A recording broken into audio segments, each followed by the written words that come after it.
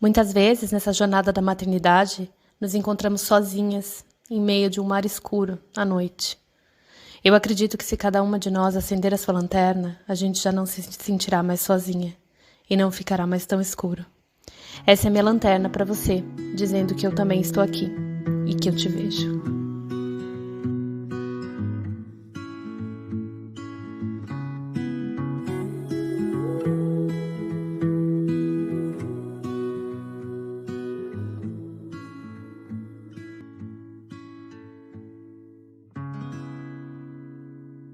Olá, eu sou a Ana Marques e a gente está aqui para falar sobre educação respeitosa. A ferramenta de hoje é uma ferramenta muito fácil de aplicar, muito simples e que vai trazer benefícios diretos para você e para tua família. E o nome dela é Diga à Criança o que fazer. Como o próprio nome diz, a gente vai falar para a criança o que ela pode fazer, ao invés de ficar falando não, não, não, não, não pode, não pode, não pode, não pode. Então é muito comum, especialmente com criança pequena, que o tempo inteiro quer fazer coisa que não deve, é muito comum que a gente acabe ficando só no não. Não faça isso, não faça aquilo, não pode encostar aí, não pega assim, não pega assado. E muitas vezes a gente esquece de dizer para a criança o que fazer então. Já que ela não pode fazer isso, o que ela pode fazer? E a gente tenta, lógico, né? Assim, a gente tem que lembrar do desenvolvimento da criança que o não, né, ou a negação de algo, ela é algo abstrato. Ela é abstrato, inclusive, para nós. Se eu falo assim para você, não pense em uma girafa, a primeira coisa que você vai pensar é na girafa. O não é uma negação a algo, só que essa negação a algo, sendo abstrata, a gente acaba focando no algo que em teoria não é para ser o foco.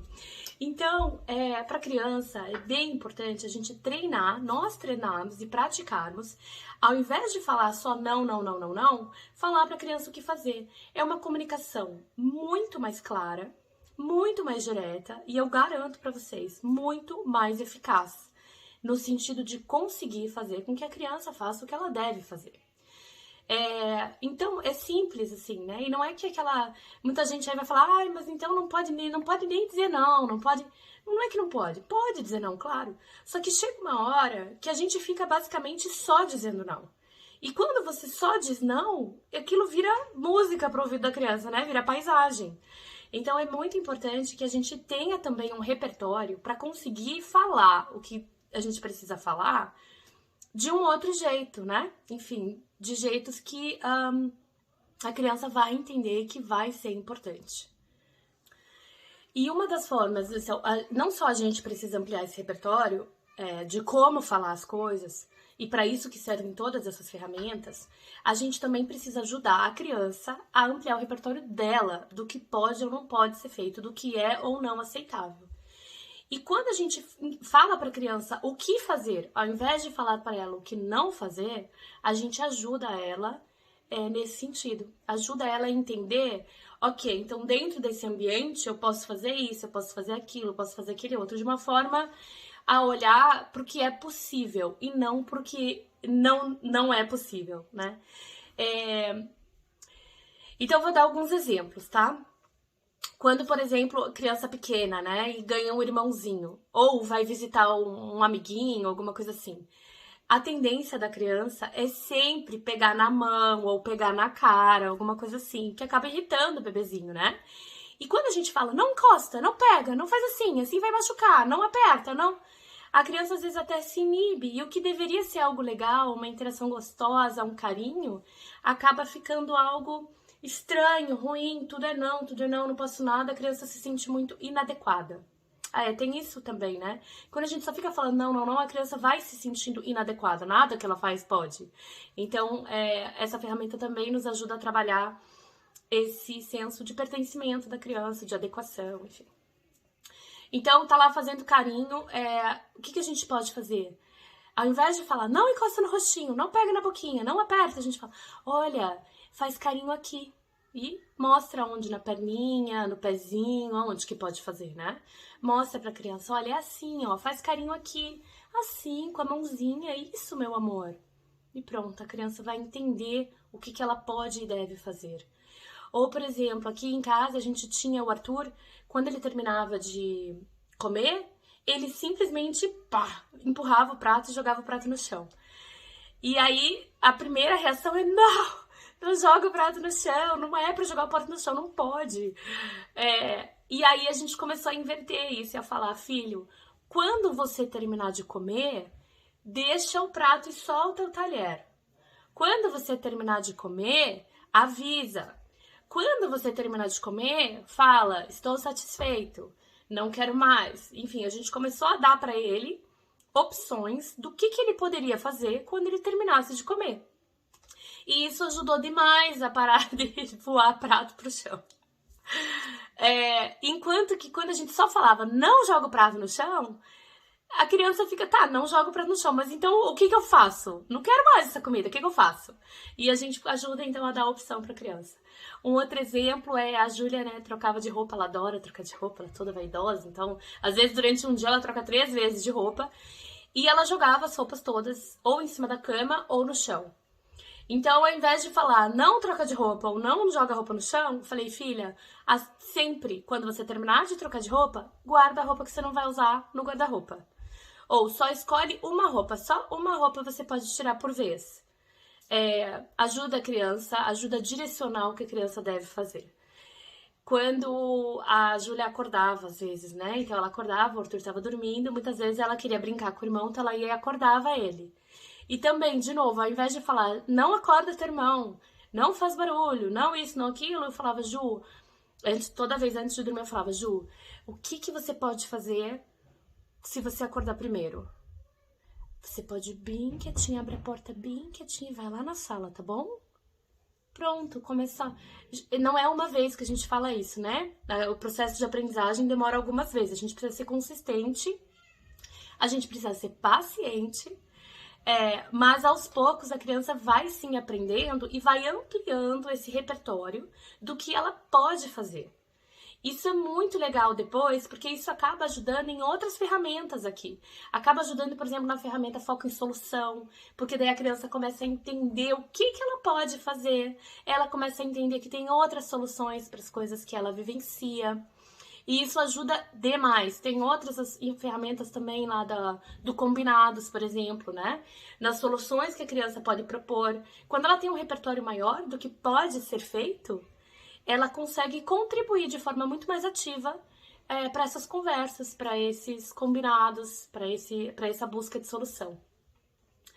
Quando o Arthur, por exemplo, né? O Arthur é muito gritão, assim, ele grita muito e ele fica muito frustrado quando não consegue se comunicar e meio que começa a choramingar. E ao invés de ficar falando, não chora, não grita, a gente fala, filho, use as palavras, fale o que você precisa. Isso também ajuda demais, assim. Como essa ferramenta é simples e rápida, assim, é isso, não tem segredo ela, eu vou juntar essa parte, a teoria e a prática nesse mesmo vídeo, nesse mesmo podcast. Então agora para falar para vocês um pouquinho o que foi difícil para mim na prática dessa ferramenta. A primeira coisa que eu acho muito difícil e que é um treino também pra gente, a gente também tem que se permitir, né, dentro da educação respeitosa, a gente fala que a gente permite que a criança tenha tempo de treinamento. Então a gente ensina a criança o que fazer, como fazer o passo a passo, e a gente deixa a criança treinar aquilo. Nós também precisamos treinar muitas coisas, porque muitas coisas não são naturais pra gente. Muitas coisas não vêm de forma automática pra gente. E é importante que a gente se dê também esse tempo para treinar, para aprender, para errar, para aprender de novo, para tentar de novo. E para mim, e eu acho que para a maioria de nós, o mais difícil dessa ferramenta é conseguir sair do não. Porque o não é muito automático. É muito automático. Ele sai assim pulando da nossa boca. E para que a gente consiga sair do não, e para que a gente consiga falar para a criança, então, o que fazer e dar essa instrução e essa orientação, a gente precisa estar muito presente. Você tem que estar ali, prestando atenção no aqui e agora, porque se a gente está com a cabeça em outro lugar, vai no automático. E aí é aquilo que eu sempre falo, aí a gente passa a reagir ao invés de responder. E a gente precisa sempre exercitar, treinar e tentar responder. com consciência, com escolha consciente, né? E com presença. Então, pra mim, assim, na prática, quando eu via, pum, já falava não. Quando eu via, eu já tava, não, faz isso, não, faz aquilo, não sei o que lá. Aí, aos poucos, o que eu comecei a fazer? Eu falava o não, mas aí eu lembrava, e aí eu falava, então, o que tinha que fazer. E aos pouquinhos, o não foi perdendo lugar, fui perdendo a mania, né? Porque é uma mania, é uma coisa automática que a gente faz. Fui perdendo a mania de falar primeiro não. E fui começando a ganhar também esse repertório de então falar para a criança o que fazer, de direcionar a criança, né? De instruir. Acho que é isso que a gente tem que pensar também.